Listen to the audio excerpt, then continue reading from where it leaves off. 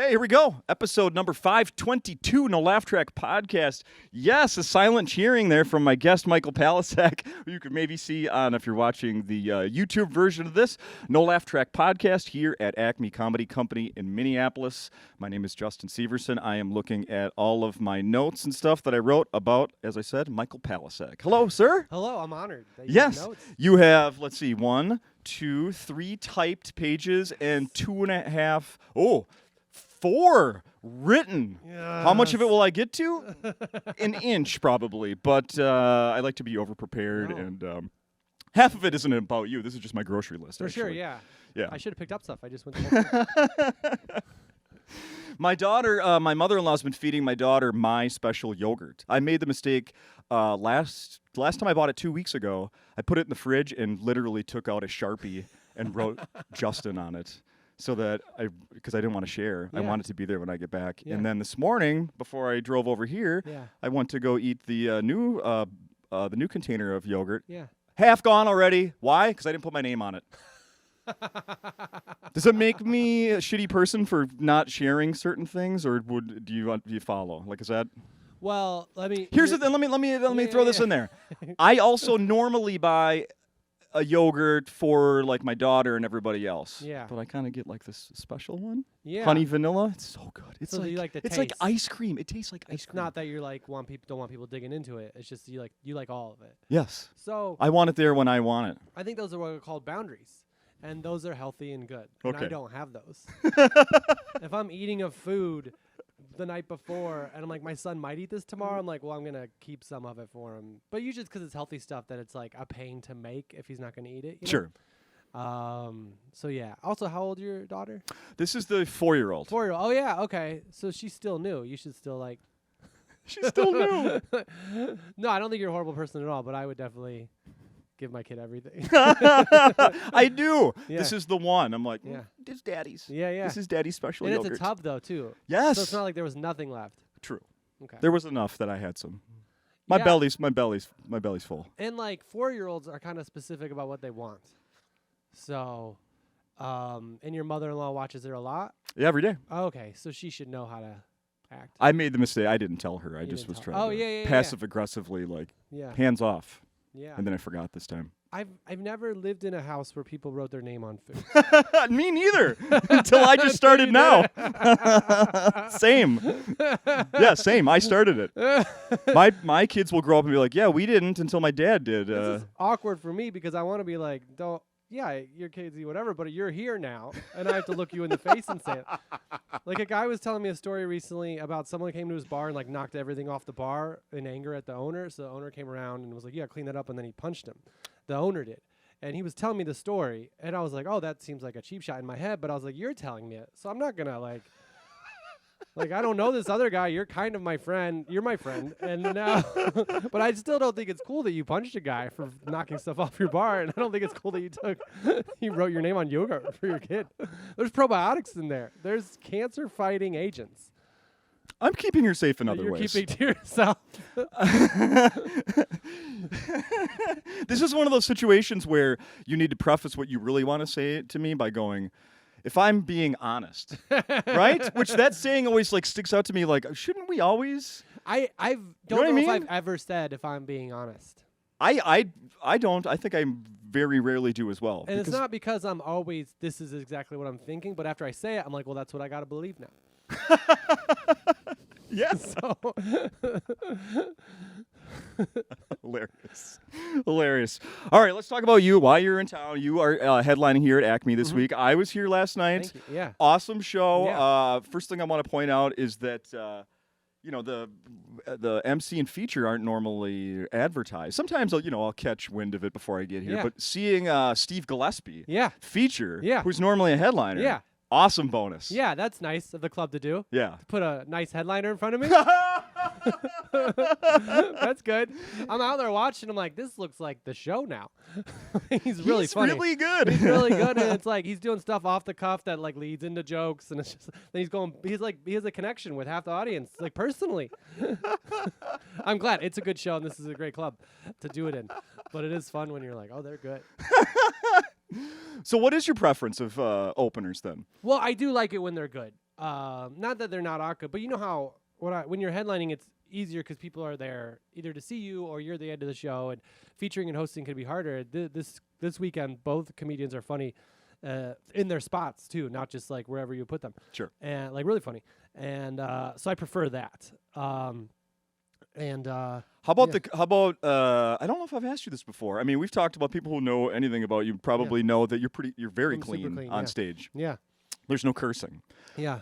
Have I asked you how much of a do you have if you start hearing is there a point of too much swearing before your set from an opener where you're like, oh, I wish she or she whatever would dial it back a little bit. So I don't as a comic, it doesn't bother me because I feel like I'm in a place now that I can follow what I'd like to know what I can I want to follow whatever's in front of me. There is a freedom when you come into a club to be like, this is the show, and I'm not responsible for the show. I'm just responsible for my part of the show, and that's exciting and fun. That's how I grew up in comedy. Was you go to the comedy club and they put the thing out, and then you go up when they call your name. And so I really like that. And also on the other side of it, people that are there to see like a clean show, and then they see the openers, they come up to me even more grateful, which makes me feel good to be like, wow, you were good and you didn't have to do. Which I don't think non-clean comedy isn't as I think it's just as hard as any kind of comedy. But there are people out there that are like, this is really good, and that makes me feel good. So I don't mind that at all. So that's why sometimes I'm like, it is nice to have someone different who's dirtier in front of me. But the only thing I don't like, the only reason I like cringe or whatever is because I feel like it's when you're sometimes because I'm clean, you get people that have never been to a club before, or they're maybe a little older and they just like that style of comedy. And I feel like I'm watching a movie with my parents that's like maybe rated R or something, and I can't enjoy it as much because it's like I'm watching it through their eyes. Yes. And I'm like just awkward and uncomfortable, and so that's I gotta tell you, even as an audience member, I can feel that. Yeah. Uh-huh. Yeah, and like I know that also when people like they're usually like nice people, like people that maybe go to church, and people that I'm Catholic, I go to mass, and we sort of like we'll sit there, like usually we'll just sit there and we'll not enjoy it, but we'll smile or whatever, we'll make excuses, and that's what I want people to enjoy the whole thing. And so I had a girl open for me a couple weeks ago, and she was really nice, and she reached out, and they didn't have anybody at the club, so I was like, you should come do it. And she was like, how clean should I be? And I was like, just don't walk the old people. That's like my main rule, like because I don't want people to feel like they should leave.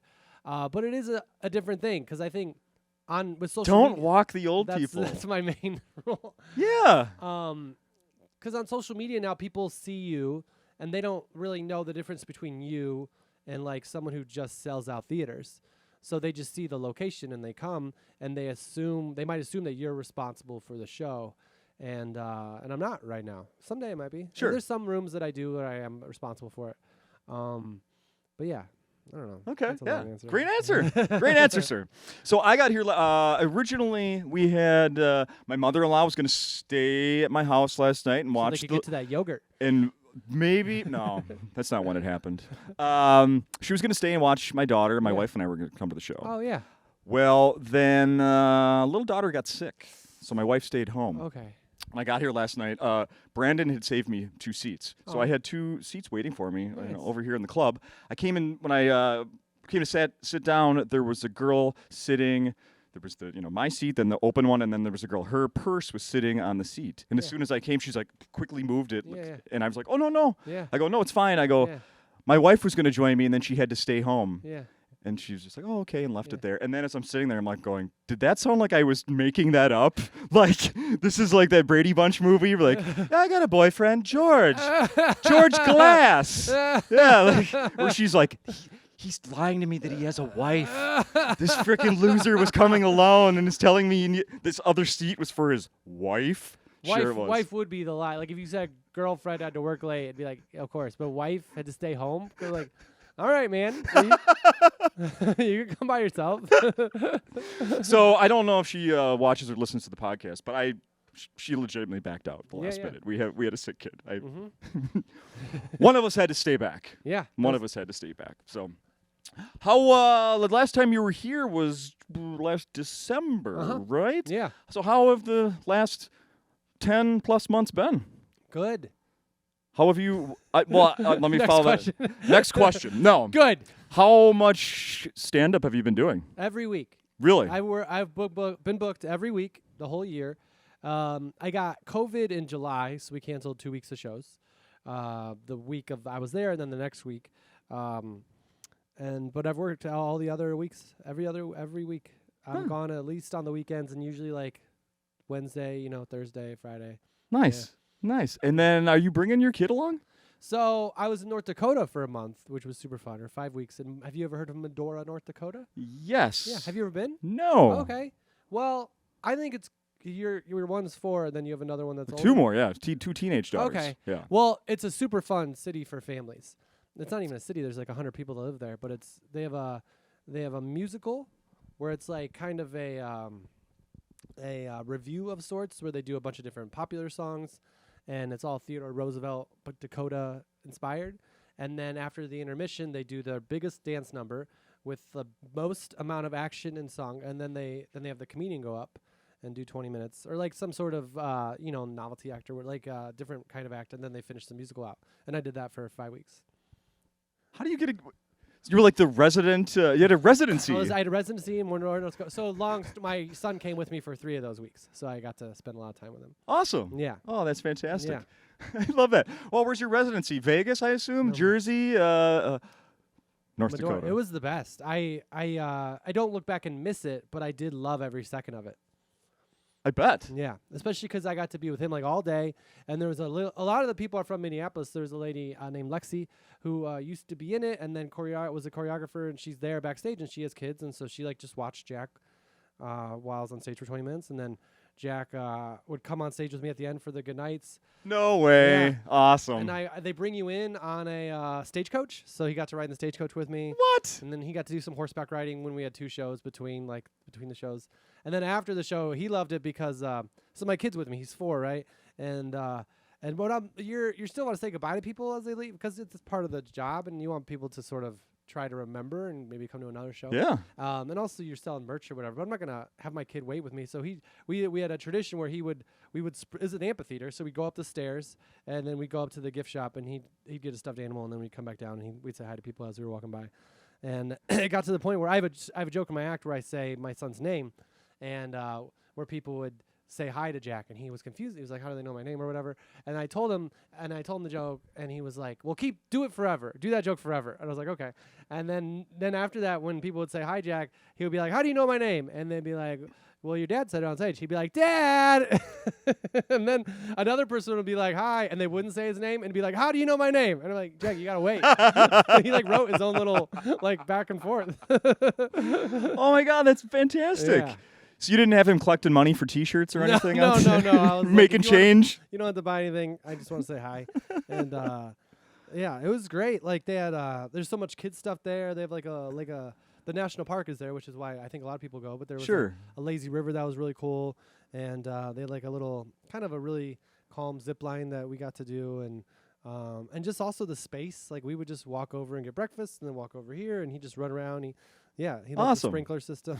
So during your set last night, I noticed, do you make a conscious effort? You didn't really mention being a dad until half, maybe 3/4 into the set. Is that intentional? Not intent. Well, I usually I talk about them in like at one point in the middle, and then I close on jokes that are the best because I feel like that's just how a stand-up show works. Is you want to close on your best ones. But last night I have a joke in my set about my dad, and I'm gonna record it. Not that joke, but I'm gonna record a special. And I don't know if I want to do that joke. And in that joke, there's a bunch of jokes. So when but if you like stand-up and you want to know how I do it, if I want to do new jokes, I'll stuff them in like an old joke because I know that I can get them back after the new stuff. Sure. So now I have this joke about my parents giving me a Visa gift card, but in the middle of it is a bunch of stuff about being a dad that like works okay now. It works pretty well now. But I was like, I don't know if I want to do that joke forever or for the rest of the year. So I tried to not do it. And so then I just put all the stuff at the end. So yeah, I see. I don't think I'm gonna do that way anymore. Oh, okay. All right. Yeah. All right. Now, when you were here in December, I listened back to it, of course, and Yeah. one of the things you said is that, well, at this point, I've never had more material. Yeah. And you were like, Yeah. I could record now, but I don't Yeah. have a plan for it. So Yeah. now we're in October. Yeah. And We just talked. I'm in Wabash, Indiana, the town I grew up in. There's a movie theater called Eagles Theater. That's also a theater. I was in the Pirates of Penzance in 3rd grade. I was a pirate and a police officer. I was undercover. And they renovated it, and I would have done it without them, but they renovated it, and I haven't recorded, and we were looking at places, and I was like, I think that would be the best place. So I think on February 14th, 2024. Oh, wow. We're going to record like the audio for like an album and then the video for like a special. No kidding. Yeah. And Valentine's Day because you have relationship material, or just that's the open date? I kind of have relationship material that's not necessarily perfect for Valentine's Day. Like I have stuff that's kind of like, here's what a breakup is. But that's just when they booked me. That it's always funny because it's my hometown. You know, I grew up there and I know everybody there. Yeah. But they won't book me on a weekend. Why? Because they're rerunning movies it's or something? It's a movie theater, so like they got the movies coming in, so they can't put me in on a Saturday. They gotta have whatever's coming in on Saturday. Yeah, that'll be the 5th month of the Taylor Swift concert movie. They got to keep that there. Yeah, so I've only done Thursdays there, and I do a Wednesday because it's Valentine's Day. They have a really nice, but it's a big theater. Like you have to be I'd have to be a bigger little. I don't know. I would want to be able to sell it out or do close to it, but this will be great. And now I have my weekend open still. So yeah, there you go. Nice. It all works out. When you got introduced, or when they said, your headliner tonight. Yeah. Last night. He has a special on Paramount Plus. Yeah. So this morning I was like, what special are they talking about? It's on Paramount Plus. You can't find it probably. Well, what I found when I searched the word Palascak on Paramount Plus was your Comedy Central half hour. Oh, they show it now. Yeah. You used to not be able to find it if you. So that's what you're talking about? That's what I was talking about. I told the host I like my half hour, but yeah, it's a special. Yeah, for sure. Yeah, I just when I looked it up, it was like, oh wow, 2012, the half hour, which at that point was back in 2012. That was a huge thing. That was the first year they weren't doing presents anymore. They like rebranded it as the half hour. That's right. And Rory Scovel was on episode 1. I was on episode 2. Neil Brennan was that season. Theo Vaughn, Garfunkel Notes. Like in our taping, they taped 2 at a time, and I got to open for Garfunkel Notes, which was cool because they packed it out really well. Yeah. And yeah. I just bought some Rory Scovel tickets. Oh, nice. He's doing his special. Yeah. That's what I'm going to. Yeah. Recording a special in Minneapolis. I don't think so. I don't think so. But it's also not in a movie theater. Yeah. So, yeah. No, the Rory's great. They were all great, and yeah. I love it. The description is Michael Palascak discusses his fear of ghost babies,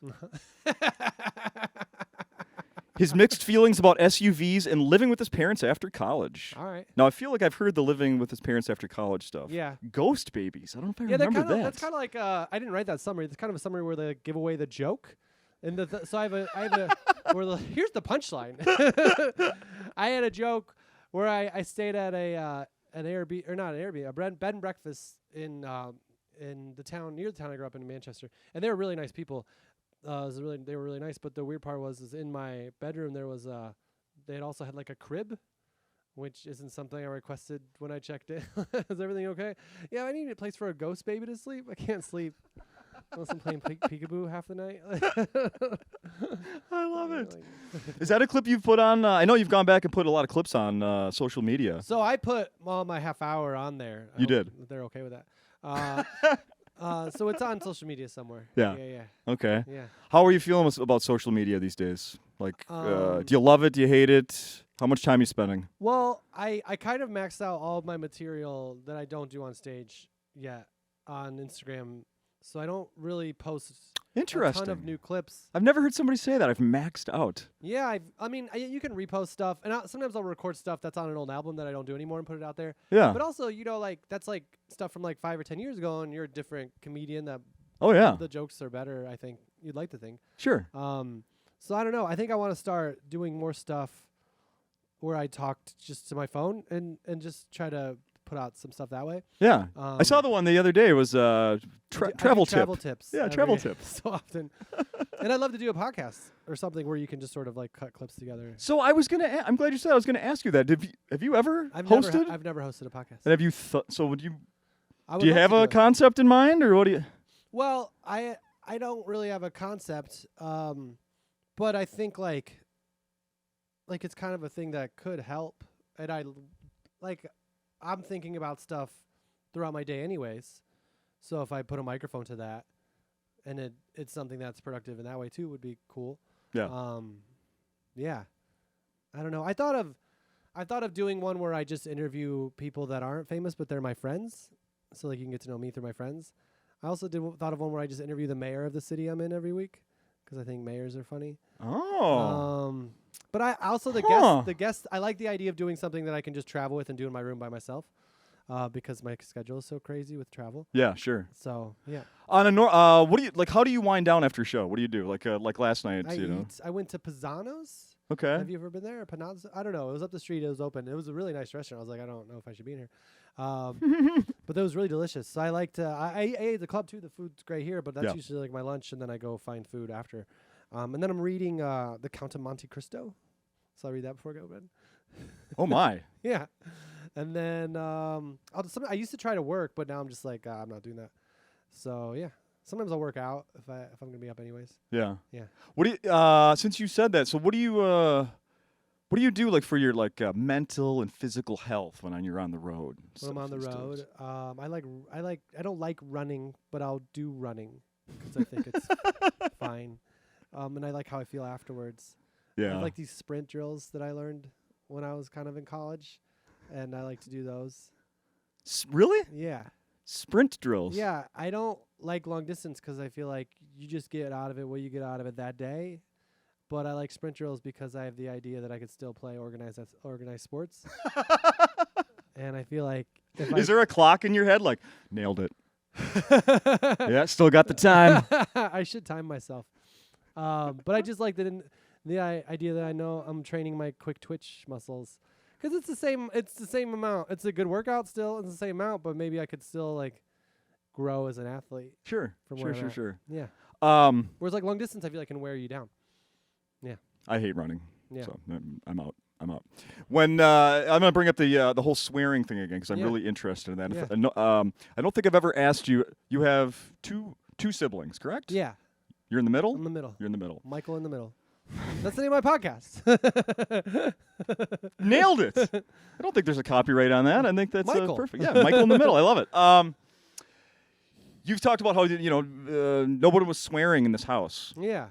However, somebody must have slipped up at some point. Yeah. Who was first, and were you there? For sure. Yeah. My parents are pretty strict. I'm sure my parents swore amongst each other, because I've tried to work it out as a joke where like the moment like you see your parents swear, like they could take you to Disney World every summer, but that's going to be the most fun you've ever had is when you see your mom or dad drop a swear word.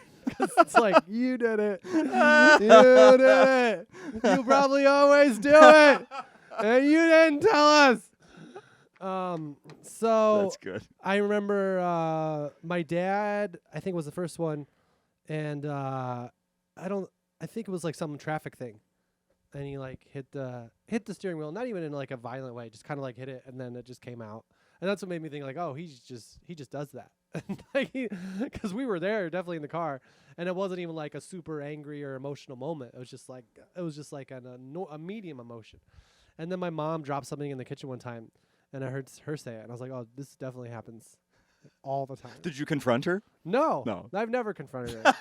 Never confronted either of them. I love They can swear when they want to swear. They don't want to swear. I heard you. You never heard a sibling slip up and then mom and dad came down on them, or you maybe? So my younger brother, I don't think I've ever even heard swear. I don't think I've ever even heard him swear. Because it's not in our normal language, just because that's the way we were raised and that's the way we were. So I'm sure when he talks to his friends, maybe. My older brother, though, we played. He's like, my effing brother Mike has no idea, man. My older brother, though, we played like high school sports together because he was a senior when I was a freshman. And so I remember as a freshman in practice, he like fell or dropped a ball or something, and he swore.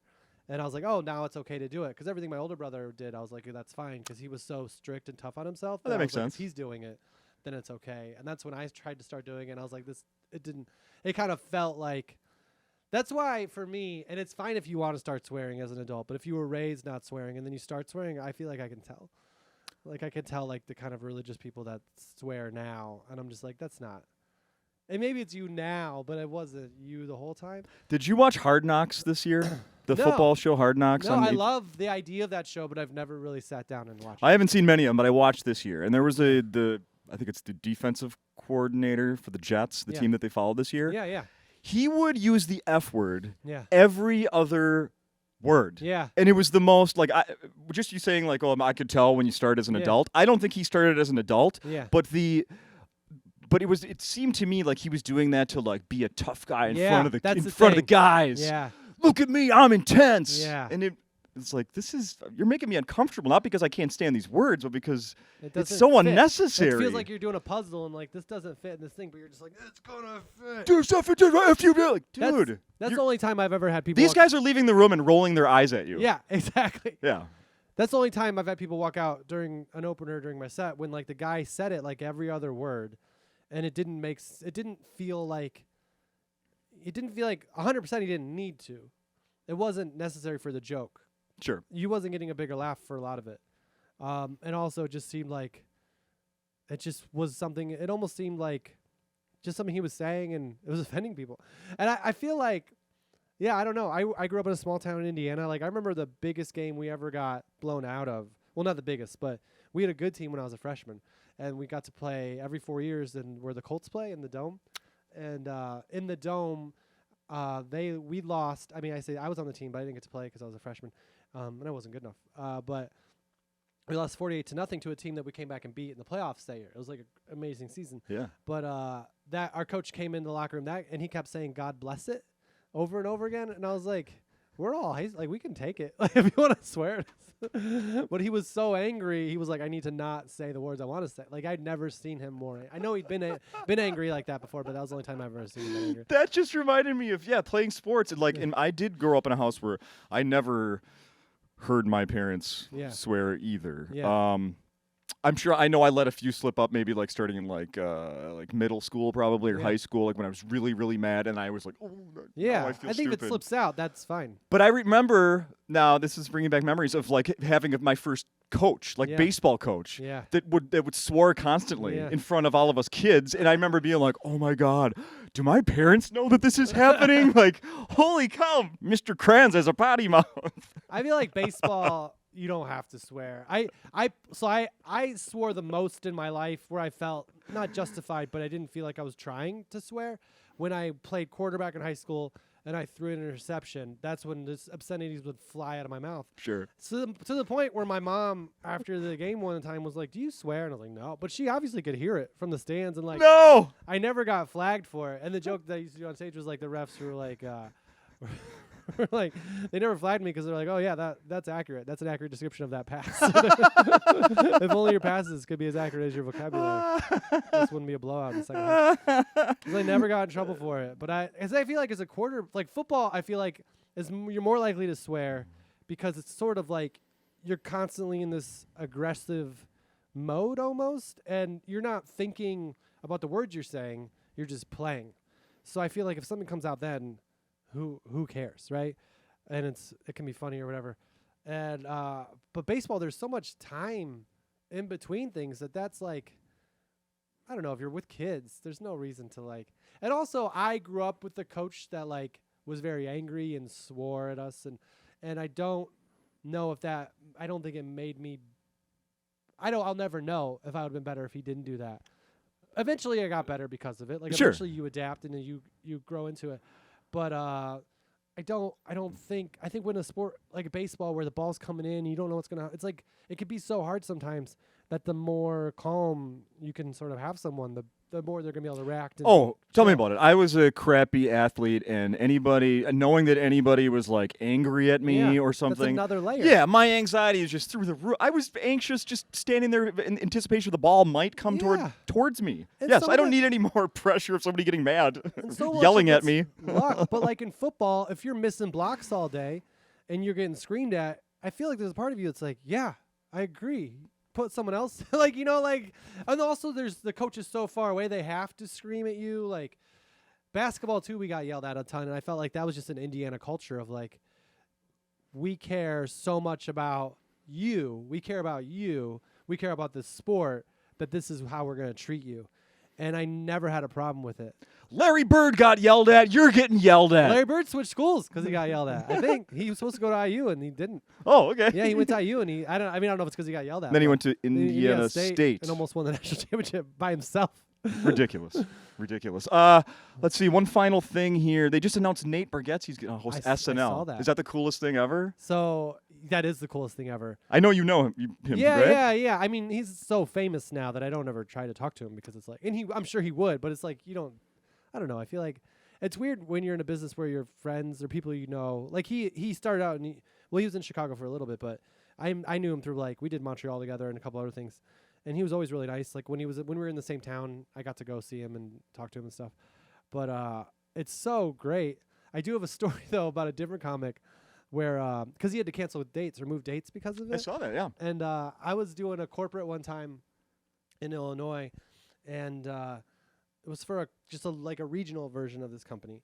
And they were paying me what they pay. You know, it was fine. It was good for a corporate or whatever. And I started talking to the owner afterwards, and he's like this German guy, and his wife was really nice.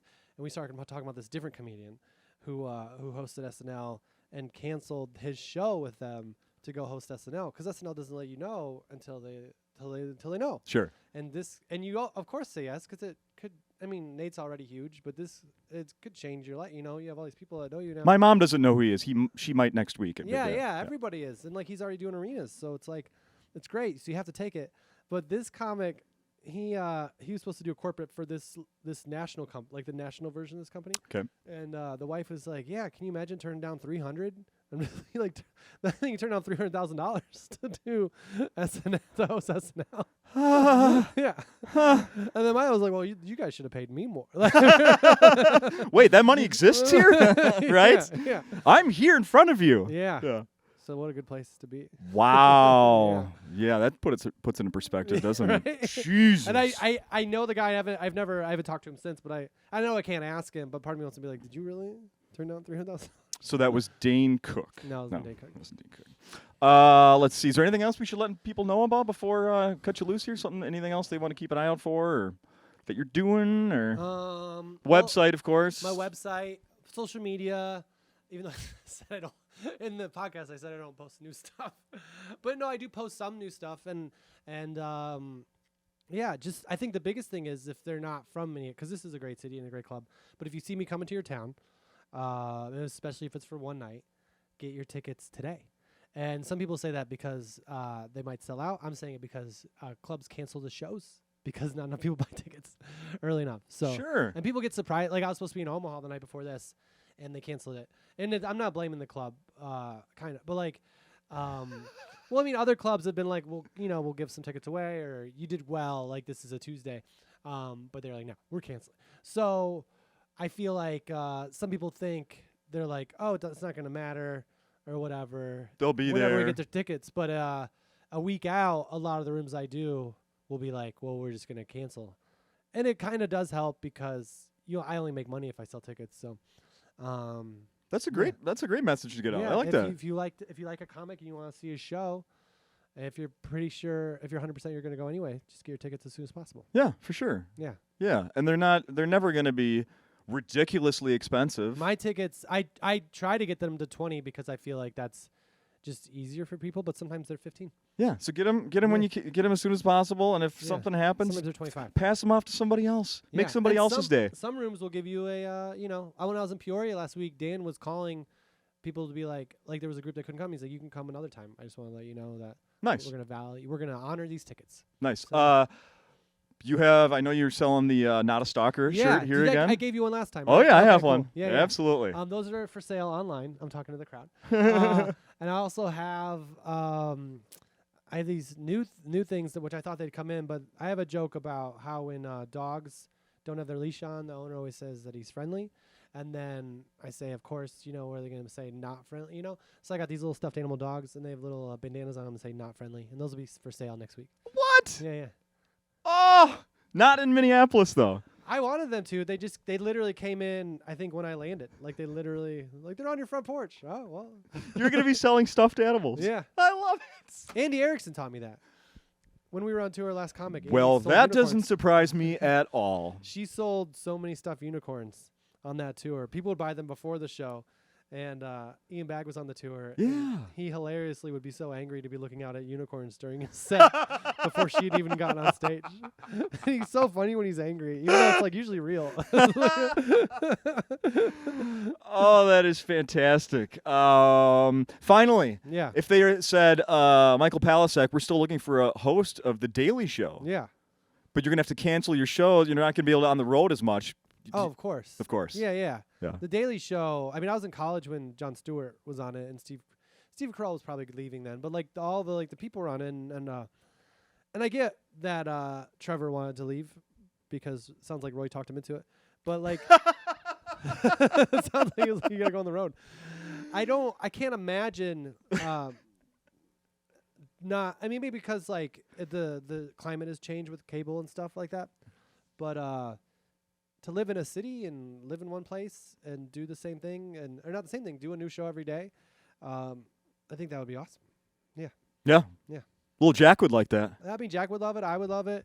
Also, it's like your thing. So it's like I grew up in a time when that was the thing people wanted, and that never really changed. Like to host a show like that, that's what you want. And if someone blesses you with it or lets you audition for, like, I don't ever see a reason to say no or to walk away from it until you're in your like super old or they take away from you.